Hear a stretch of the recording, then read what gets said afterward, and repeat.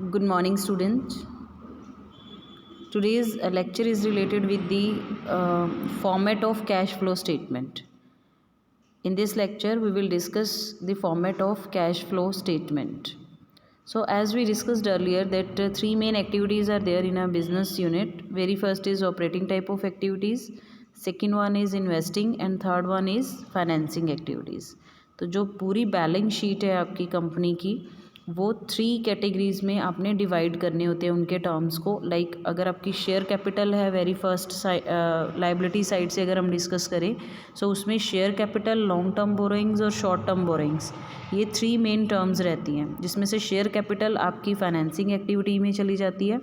Long term borrowings जो है वो भी आपकी फाइनेंसिंग टाइप ऑफ एक्टिविटी से रिलेटेड है. शॉर्ट टर्म बोरोइंग्स और you can say current liabilities को आपने ऑपरेटिंग एक्टिविटीज़ में लेना है. In the same manner asset side, fixed assets होंगी आपके पास, non fix type of assets रहेंगी, लाइक करंट एसेट्स रहेंगी और इन्वेस्टमेंट्स रहेंगी. तो जो आपकी फिक्स्ड एसेट्स हैं वो आपकी इन्वेस्टिंग टाइप ऑफ एक्टिविटीज़ में इन्वॉल्व हो जाएगी. करंट एसेट्स जो हैं वो ऑपरेटिंग में आ जाएंगी, ऑपरेटिंग एक्टिविटीज़ में आएगी. और इन्वेस्टमेंट जो हैं वो आपकी इन्वेस्टिंग टाइप ऑफ एक्टिविटीज़ में इन्वॉल्व हो जाती हैं. सो पूरी बैलेंस शीट को हमने इस टाइप से थ्री कैटेगरीज में डिवाइड करना होता है. Clear? So we will start from the very first type of activity, that is operating activity.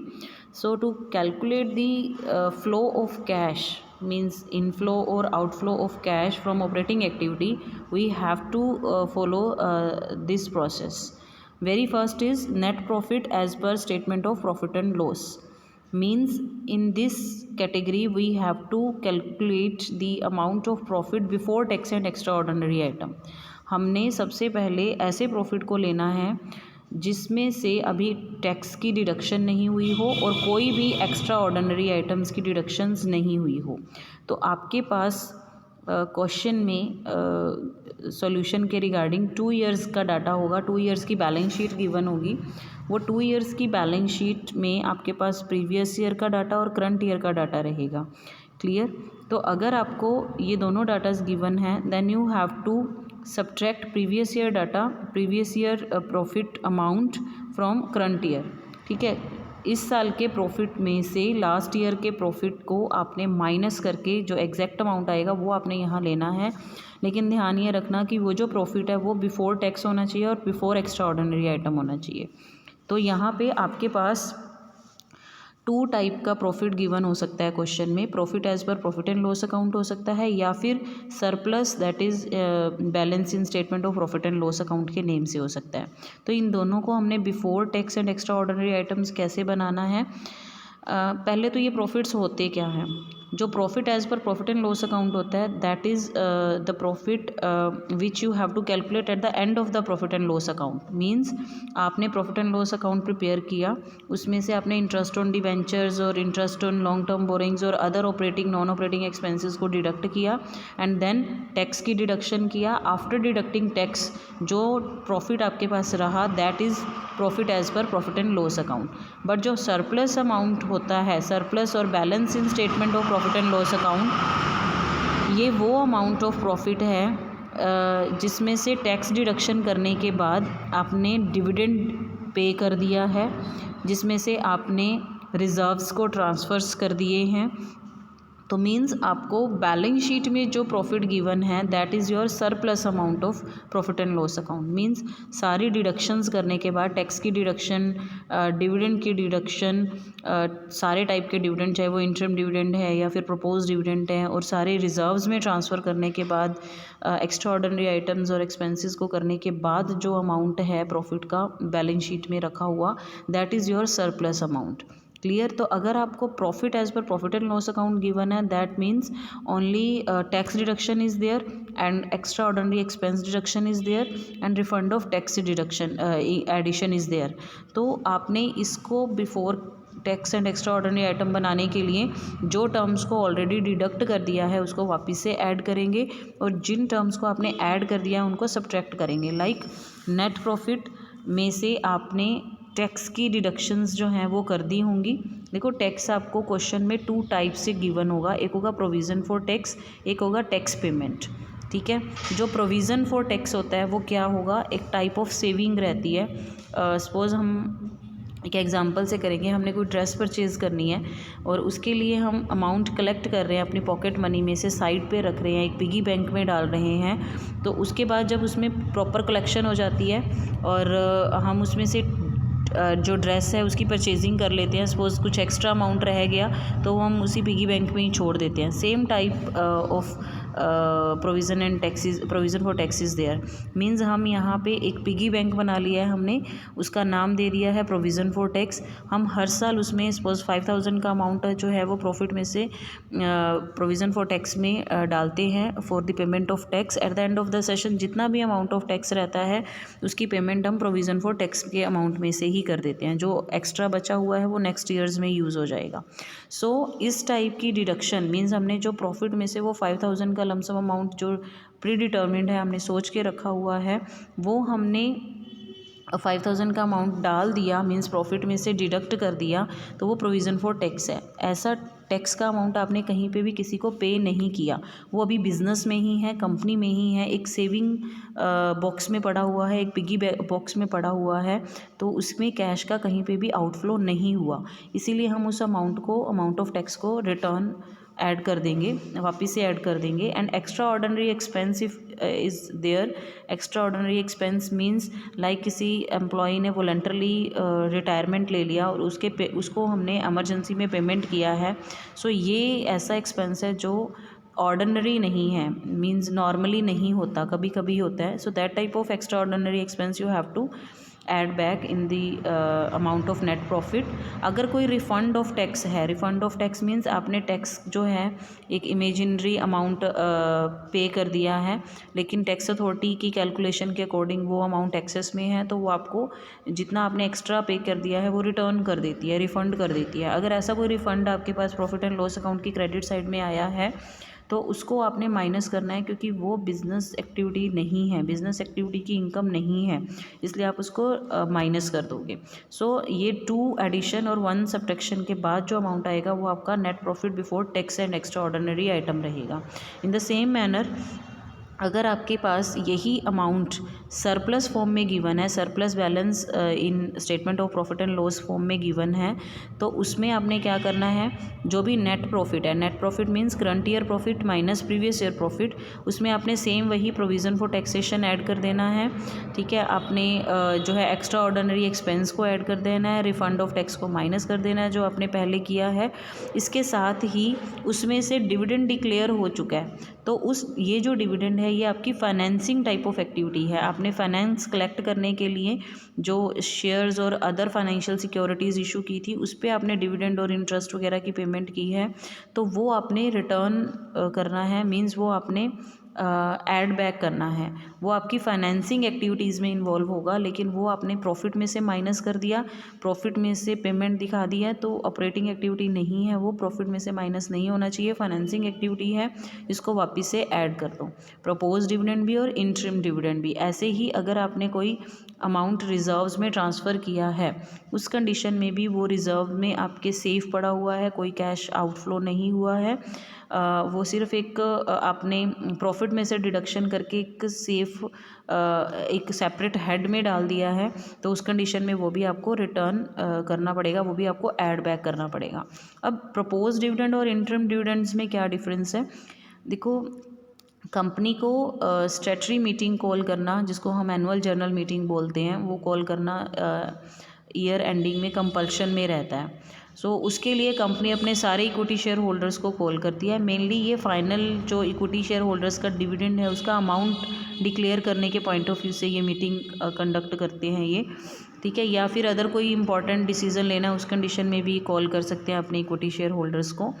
तो अगर कंपनी अपनी मीटिंग में डिविडेंड को प्रपोज करने के पॉइंट ऑफ व्यू से मीटिंग कंडक्ट करती है, ठीक है, और वहाँ पे उसने एक अमाउंट प्रपोज कर दिया, that amount is payable to the equity shareholders as a final term dividend, तो वो प्रपोज किया हुआ डिविडेंड, क्योंकि कंपनी मीटिंग कब कॉल कर रही है, डिविडेंड वो तभी डिक्लेयर करेगी जब उसके पास final net amount of profit available रहेगा, जब प्रॉफिट की कैलकुलेशन हो जाएगी, ठीक है। तो ये एंड डेज में फाइनेंशियल ईयर के एंडिंग में मीन्स एंड ऑफ द मार्च में ये मीटिंग डिक्लेयर होती है, मीटिंग कंडक्ट होती है और वहाँ पे ये प्रपोज डिविडेंड का अमाउंट डिक्लेयर होता है। लेकिन इसकी जो पेमेंट है वो नेक्स्ट ईयर होती है, ठीक है। तो नेक्स्ट ईयर में मीन्स करंट ईयर में हम लास्ट ईयर प्रपोज किए हुए डिविडेंड को पे कर रहे हैं, इसलिए आपने प्रपोज डिविडेंड को, क्योंकि वो फाइनेंसिंग एक्टिविटी है, ऑपरेटिंग में नहीं आना चाहिए, प्रॉफिट में से आपने माइनस कर दिया है, उसको ऐड बैक करना है, लेकिन प्रीवियस ईयर वाले को ऐड बैक करना है। प्रोविज़न फॉर टैक्स आपने करंट ईयर का ही ऐड करना है, क्योंकि वो हमने इस सेशन में सपोज वही 5000 जो अभी हमने एग्जांपल में किया, 5000 की डिडक्शन हमने प्रॉफिट में से कर दी है, ठीक है। तो वो 5000 की प्रॉफिट में से जो डिडक्शन हुई है वो करंट ईयर में ही हमने की है, और उसमें से करंट ईयर का ही टैक्स पे होगा जो कलेक्ट किया हुआ अमाउंट है प्रोविज़न फॉर टैक्सेशन हेड में, तो इसलिए हम उसमें करंट ईयर के ही प्रोविज़न फॉर टैक्स को ऐड करेंगे। इंटरिम डिविडेंड होता है जो ड्यूरिंग द टर्म डिक्लेयर हो जाता है, अगर कंपनी को बहुत ज़्यादा एक्सेसिव अमाउंट ऑफ प्रॉफिट हो रहे हैं, उस कंडीशन में कंपनी मिड टर्म में भी अपना डिविडेंड डिक्लेयर कर देती है इक्विटी शेयर होल्डर्स को, so that amount of dividend is known N interim type of dividend. ये भी एक फाइनेंसिंग टाइप ऑफ एक्टिविटी है, और ये फाइनेंसिंग एक्टिविटीज़ में आना चाहिए था, हमने प्रॉफिट में से माइनस कर दिया है, तो वो हमें ऐड बैक करना पड़ेगा। तो after adding and subtracting means आपको ये 4 टर्म्स ऐड करनी है, 5 टर्म्स ऐड करनी है, और 1 टर्म जो है अपने डिडक्ट करनी है। उसके बाद आपका जो अमाउंट है वो नेट प्रॉफिट होगा before tax and extraordinary item. After this, A part is clear, small a is clear for you all. Then we have to add some means 7 to 8 items more we have to add, means we have to find out the items which are non-operating type or non-cash type of transactions, means ऐसे transactions जो business को चलाने से related नहीं है, non operating, and non cash means जिसमें cash की कोई भी फ्लो नहीं हुई है। Non cash type of transactions जो हैं उनको हमने फाइंड आउट करना है बैलेंस शीट में से, और उसके बाद या फिर प्रॉफिट एंड लॉस में से, फिर उसके बाद हमने यहाँ पे ऐड करना है। लाइक डेप्रिसिएशन का अमाउंट हमने प्रॉफिट में से डिडक्ट कर लिया, बट वो non cash type of transaction है, उसके लिए हमें कहीं पे भी बाहर पेमेंट नहीं करनी होती, वो अमाउंट कंपनी में ही रहता है, इसलिए हम उसको करंट ईयर के डेप्रिसिएशन को ऐड बैक करेंगे। इन the same manner primary expenses, underwriters commission, इसको राइट ऑफ करने पे जो अमाउंट हमने यूज़ किया है प्रॉफिट का, मीन्स प्राइमरी एक्सपेंसेस मतलब कंपनी को स्टार्टअप करने से पहले के जो खर्चे हैं। अंडरराइटर्स कमीशन मींस कंपनी की सिक्योरिटीज़ को सेल करने के बदले में हमने लोगों को जो कमीशन दिया है उसको हमने, उस अमाउंट को हमने राइट ऑफ करना है, ठीक है। उसकी पेमेंट्स हो चुकी हैं, वो अमाउंट हम राइट ऑफ कर रहे हैं अभी प्रॉफिट में से, इसकी पेमेंट अभी बाहर नहीं की है, ये non operating type of expenses है, इसीलिए हम इसको ऐड बैक करेंगे। इन the same manner regarding third point, discount on issue of debenture और शेयर इज़ देयर। सो ऐसी सिक्योरिटीज़ चाहे वो डिवेंचर्स हैं या शेयर्स हैं जो हमने फेस वैल्यू से कम वैल्यू पे सेल की हैं, डिस्काउंट दिया है कुछ, वो डिस्काउंट हमारे लिए लॉस होता है, कंपनी के लिए लॉस है, और उस लॉस को हम कंपनी के प्रॉफिट में से ही डिडक्ट कर देते हैं, ठीक है। लेकिन उसकी पेमेंट कहीं नहीं हुई है, non cash type of transaction है, ऐड बैक करेंगे। इन the same manner goodwill, trademark और पेटेंट, कॉपीराइट और any other type of intangible type of assets are there. So if we are we are going to write off a lump sum amount of these assets, then we have to add back. मतलब आपने goodwill जो थी मतलब right of की है, कुछ amount right of किया है, पेटेंट का कोई अमाउंट राइट ऑफ किया है, और उसके लिए आपने प्रॉफिट को रिड्यूस कर दिया है, तो आपको ऐड बैक करना पड़ेगा। Non operating type of activity है ये, ठीक है, इसमें कैश इन्वॉल्वमेंट्स नहीं रहती। Next is loss on sale of fixed asset, कोई फिक्स्ड एसेट्स आपने सेल की थी, रूटीन एक्टिविटी नहीं है आपकी, ये इन्वेस्टमेंट आपने सेल की थी, उस पर लॉस हो गया है, रूटीन एक्टिविटीज़ नहीं होती हैं, ये ऑपरेटिंग एक्टिविटीज़ नहीं है, इसलिए इस लॉस को आपने ऐड बैक करना है। Premium paid on redemption of preference shares और डिवेंचर्स, आपने प्रेफरेंस शेयर्स और डिवेंचर्स की रीपेमेंट की है, रिडम्पशन मतलब इनका पैसा आपने वापस किया है, लाइक 5 ईयर्स के लिए आपके प्रेफरेंस शेयर्स इशू किए हुए थे या डिवेंचर्स इशू किए हुए थे आपने, और 5th ईयर है अभी, आपने उनका पैसा वापस करना है और उनको जो है प्रीमियम पे रीपे करना है। लाइक आपने 100 रुपीज़ लिया था डिवेंचर्स का, 5 ईयर्स के बाद उनको प्रॉमिस किया था कि 105 रुपीज़ की पेमेंट करेंगे, तो वो जो 5 रुपीज़ एक्स्ट्रा आपने पे किया, that is the premium on redemption of debenture, तो वो भी आपने ऑपरेटिंग एक्टिविटी नहीं है, ऐड बैक करना है। In the same manner interest on borrowing is also there. Borrowings means long term as well as short term borrowings. तो जो शॉर्ट टाइम पीरियड के लिए, लॉन्ग टाइम पीरियड्स के लिए आपने उधार अमाउंट लिया है, बोरिंग्स की हैं, उस पर जो इंटरेस्ट की पेमेंट है वो आपकी ऑपरेटिंग एक्टिविटी नहीं है, फाइनेंसिंग एक्टिविटी है, इसलिए आप उसको ऐड बैक करोगे। Next is provision for doubtful dates. अगर आपने डाउटफुल डेट्स के लिए प्रोविज़न बनाया हुआ है तो वो भी आपको यहाँ ऐड बैक करना पड़ेगा, क्योंकि इसमें भी कैश का कोई आउटफ्लो नहीं हो रहा। एक टाइप की आपने सेविंग, एक टाइप का आपने अमाउंट जो है सेट असाइड किया हुआ है, साइड पे रखा हुआ है, एक हेड में ट्रांसफ़र कर दिया है, तो ये आपको ऐड बैक करना पड़ेगा। So after adding these items, we have some more items which we have already add, but these are not related with the operating activities.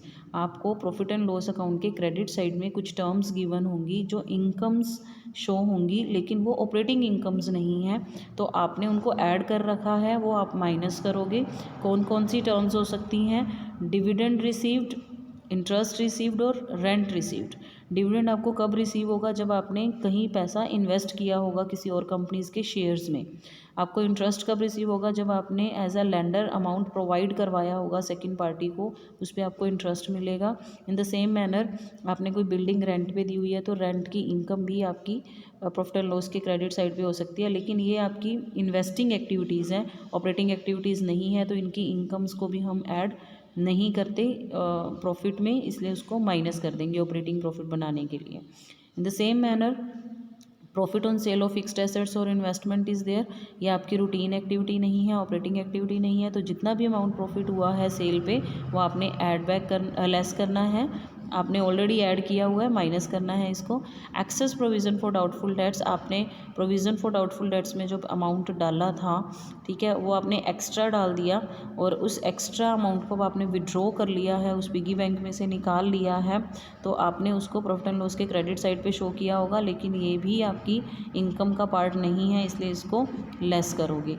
After adding और lessing these items we will get the flow from operating activities before working capital changes.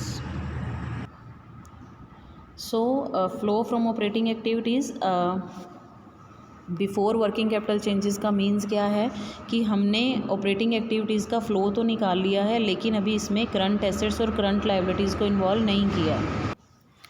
So in terms में से अभी working capital की adjustments नहीं हुई हैं। So cash flow from operating activities before working capital changes. Working capital means routine capital, means the capital which we required regarding to meet routine expenses. तो ये जो वर्किंग कैपिटल है that is related with current assets and current liabilities, ठीक है। तो ये working capital को हम mainly net working capital find out करने के लिए करंट एसेट्स में से करंट लायबिलिटीज़ की डिडक्शंस कर देते हैं, तो वर्किंग कैपिटल आ जाती है। और वर्किंग कैपिटल रूटीन एक्सपेंसेस के लिए कंपनी के रिक्वायर्ड होती है। सो वर्किंग कैपिटल के चेंजेस करने से पहले की ऑपरेटिंग का कैश आपके पास आ गया है, वो या तो प्लस में होगा या माइनस में होगा, मीन्स या तो इनफ्लो की फॉर्म में रहेगा या आउटफ्लो की फॉर्म में रहेगा। Now we have to do some changes regarding working capital. So working capital regarding changes में आपको add और less करना है।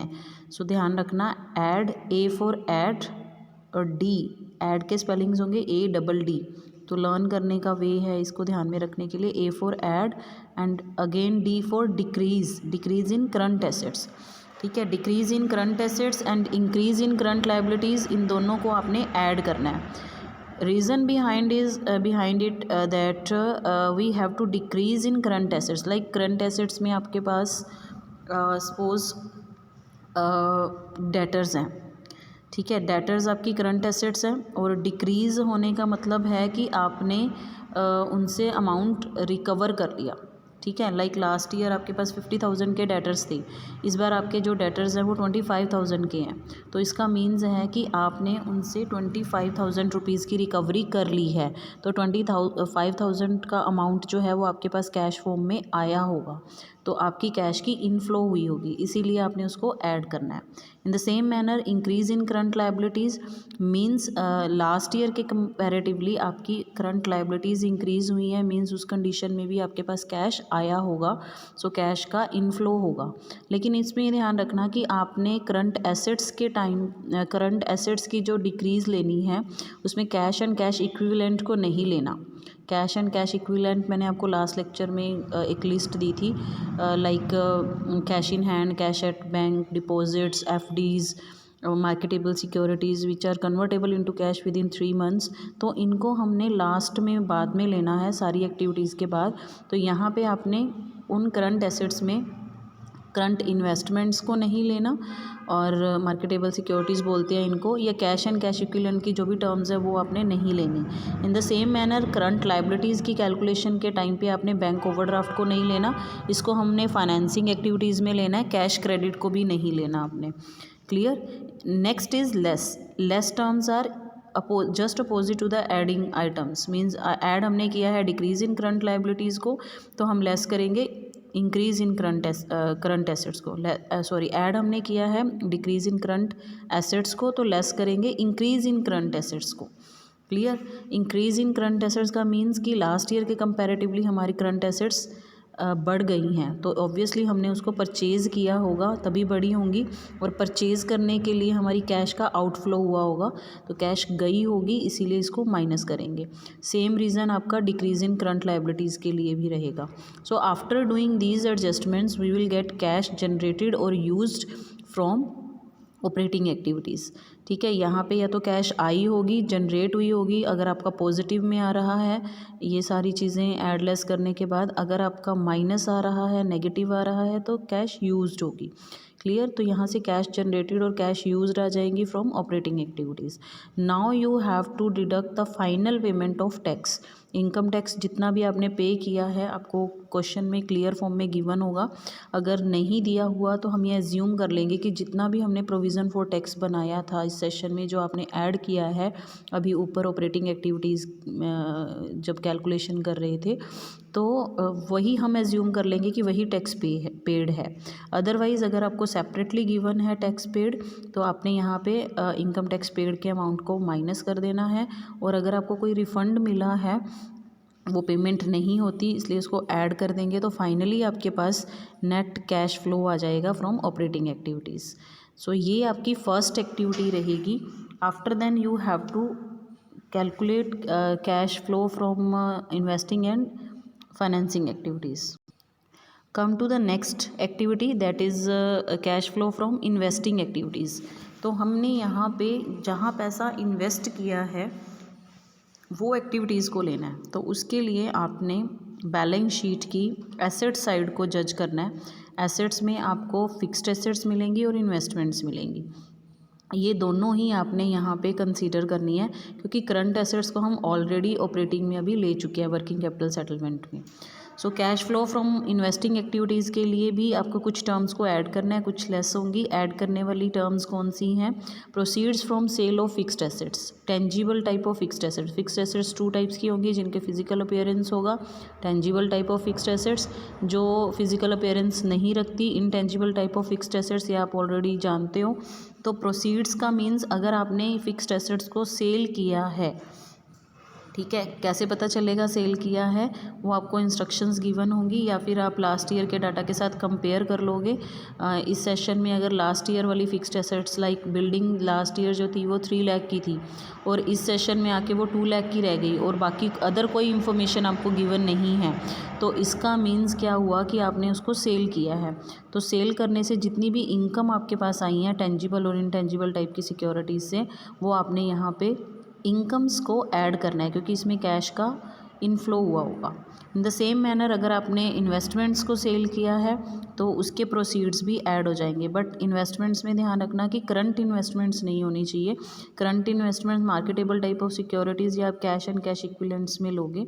करंट इन्वेस्टमेंट्स आपकी करंट एसेट्स में आ जाएगी, और कैश एंड कैश इक्विवेलेंट वाली मार्केटेबल टाइप ऑफ सिक्योरिटीज़ जो है वो कैश एंड कैश इक्विवेलेंट में आ जाएगी। तो उन दोनों को नहीं लेना, बाकी इन्वेस्टमेंट्स आपने यहाँ पे शो करनी है जो आपको लॉन्ग टाइम पीरियड के लिए इन्वेस्टमेंट्स दी हुई हैं। इन द सेम मैनर इनसे रिलेटेड अगर कोई इनकम है, लाइक इंटरेस्ट रिसीव्ड हुआ है, आपने किसी को एज अ लेंडर अमाउंट दिया था, या फिर डिविडेंड रिसीव्ड हुआ है, मतलब अगर आपकी non financial type of company है तो उस कंडीशन में, या रेंट रिसीव हुआ है, मतलब कोई भी इन्वेस्टमेंट करने से आपको revenue type of income generate हुई है, तो उस इनकम को आपने यहाँ पे ऐड करना है।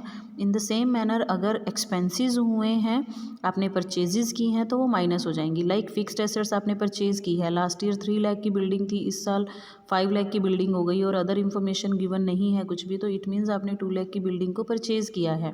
परचेज़ करने के लिए आपको उसकी पेमेंट करनी पड़ेगी, कैश का आउटफ्लो होगा तो वो माइनस हो जाएगा।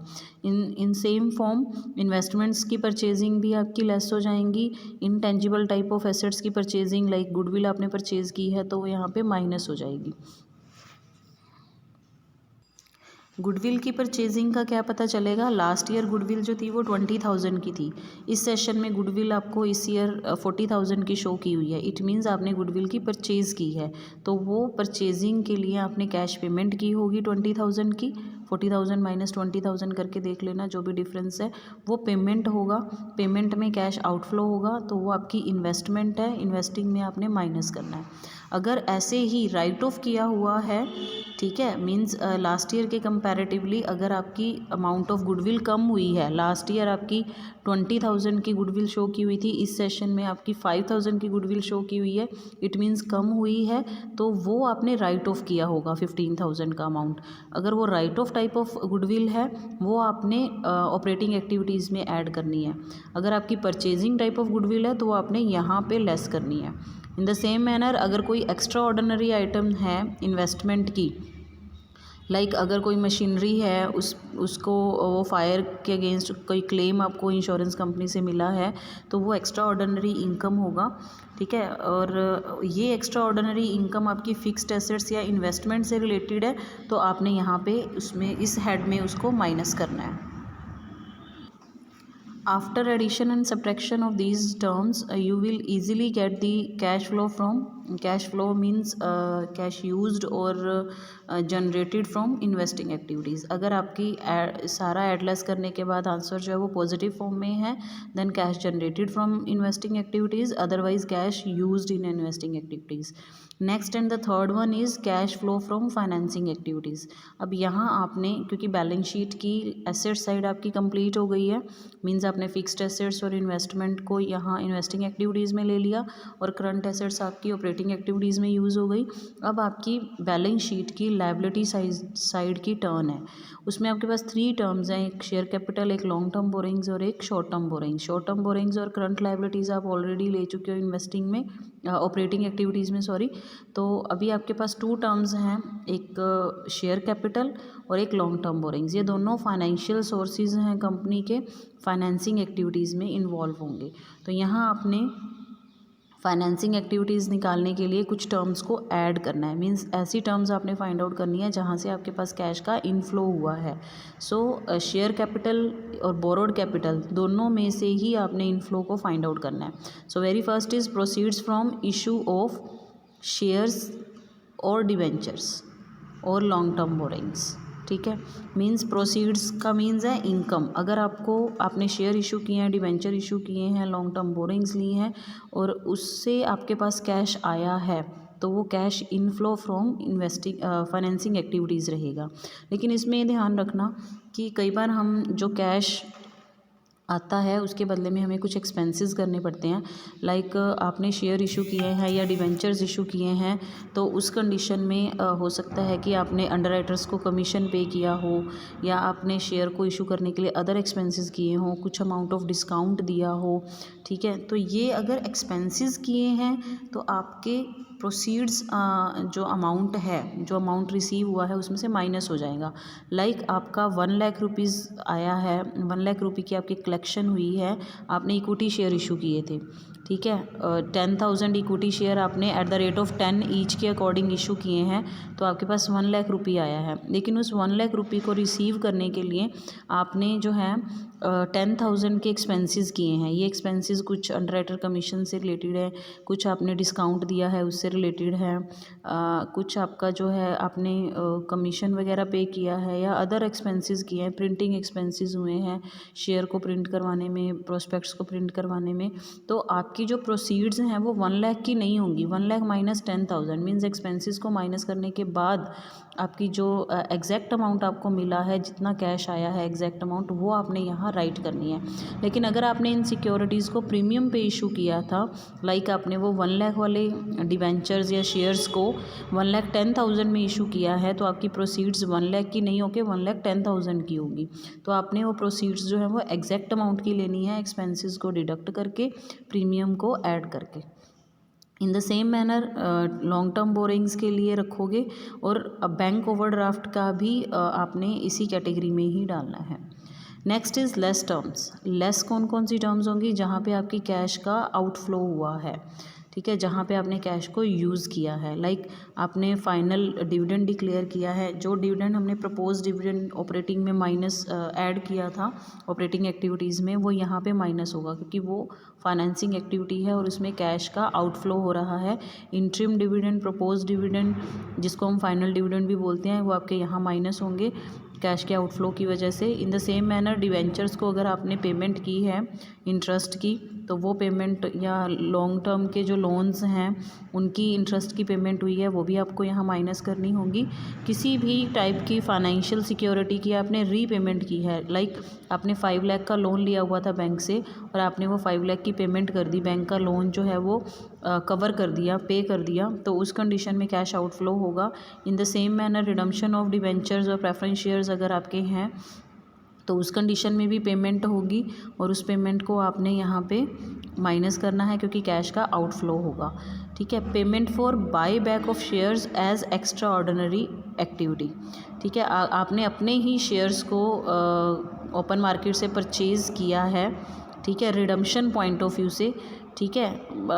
मान लो आपके जो शेयर्स थे वो किसी पर्सन के पास थे और आप जो है सारे शेयर्स को इकट्ठा रिडीम करने की कंडीशन में नहीं हो, तो उस कंडीशन में आप ओपन मार्केट से अपने शेयर्स को बाय बैक कर सकते हो। उस कंडीशन में क्या होगा, वो पर्सन ने सेल करने हैं, एज अ कंपनी आप उसके शेयर्स को परचेज़ कर लोगे, उसको पेमेंट कर दोगे और वो शेयर्स आपके पास वापस आ जाएंगे, ठीक है, और आपके शेयर्स रिडीम हो गए, उस पर्सन के शेयर्स सेल हो गए। तो आपको अब उन शेयर्स पे जो आपके पास वापस आ गए हैं, आपने वापस से ख़रीद लिए हैं, डिविडेंड वगैरह नहीं पे करना होता, तो ये बेनिफिट होता है कंपनी को। अगर इस टाइप के आपने शेयर्स को बाय बैक किया है, तो उसमें जो पेमेंट की है उसमें कैश आउटफ्लो होगा, तो ये भी आपने लेस करना है। ये आपकी फाइनेंसिंग एक्टिविटी थी। ये भी आपके पॉजिटिव और नेगेटिव फॉर्म में आएगी। अगर पॉजिटिव फॉर्म में आ रही है सो कैश जनरेटेड हो जाएगा फ्रॉम फाइनेंसिंग एक्टिविटी, अगर नेगेटिव फॉर्म में आ रही है तो कैश यूज्ड इन फाइनेंसिंग एक्टिविटीज़ हो जाएगा। अब नेक्स्ट जो टर्म है उसमें आपने इन तीनों एक्टिविटीज़ के रिजल्ट्स को ऐड लेस करना है, मीन्स नेट इंक्रीज और decrease in cash generated from cash operating activities और you can say investing activities and financing activities. इन सब को आपने जो भी इनके इंडिविजुअल रिजल्ट्स आए हैं इनको आपने ऐड लेस कर देना है, और मतलब अगर कोई टर्म पॉजिटिव है तो उनको ऐड कर देना है, अगर कोई टर्म आपके पास नेगेटिव में आई है तो उसको माइनस कर देना है। तो एग्जैक्ट अमाउंट आ जाएगा आपके पास एक, और उस एग्जैक्ट अमाउंट में आपने अब कैश एंड कैश इक्विवेलेंट के अमाउंट को, means opening balance of cash and cash equivalent को ऐड कर देना है। अब कैश एंड कैश इक्विवेलेंट्स क्या होते हैं? Cash and cash equivalents means the securities which are convertible into cash within the period of 3 months। ऐसे सिक्योरिटीज़ जिसको हम मैक्सिमम 3 मंथ्स के टाइम पीरियड में कैश में कन्वर्ट कर सकते हैं, या ये कैश फॉर्म में ही होंगी। अगर कैश फॉर्म में नहीं है तो आप मैक्सिमम 3 मंथ्स के टाइम पीरियड में इनको ईजिली कैश में कन्वर्ट कर सकते हो, like cash in hand, cash at bank, short term deposits are there, current investments और marketable securities are also there. तो ये कुछ टर्म्स हैं जो आपने कैश एंड कैश इक्विवेलेंट में देखनी है, और इनके ओपनिंग बैलेंस को आपने ऐड कर देना है जो आपके पास फाइनल रिजल्ट आया है तीनों एक्टिविटीज़ का, और इन्हीं के ही क्लोजिंग बैलेंस जो है वो आपके पास एज अ रिज़ल्ट आ जाएंगे। ठीक है, तो वो आपका आंसर रहेगा। मीन्स आपने ऑपरेटिंग, इन्वेस्टिंग और फाइनेंसिंग इन तीनों एक्टिविटीज़ की जो फाइनल टर्म्स, जो फाइनल फिगर्स आई थी, अमाउंट आया था, उनको एडलेस करने के बाद इसके ओपनिंग बैलेंसेस को, कैश एंड कैश इक्विवेलेंट के ओपनिंग बैलेंसेस को उसमें ऐड करना है। जो अमाउंट आपके पास आएगा वो आपके पास closing balance of cash and cash equivalent रहेगा। तो आप अपने बुक के, आप अपने सम के closing balance of cash and cash equivalent के साथ उनको मैच कर सकते हो। अगर वो मैच हो रहे हैं इट मीन्स आपका क्वेश्चन राइट है, आप वहाँ से वेरीफाई कर सकते हो। अगर मैच नहीं हो रहा इट मीन्स कोई ना कोई प्रॉब्लम है, फिर आपको फिर से चेकआउट करना पड़ेगा। तो आज के लिए आपने सिर्फ फॉर्मेट को डीप स्टडी करना है। ऑपरेटिंग के न्यूमेरिकल्स हमने काफ़ी कर लिए थे, बिफोर वर्किंग कैपिटल चेंजेस हमने कर लिए थे, और बाद के जो न्यूमेरिकल्स हैं वो आपके नेक्स्ट क्लास में होंगे।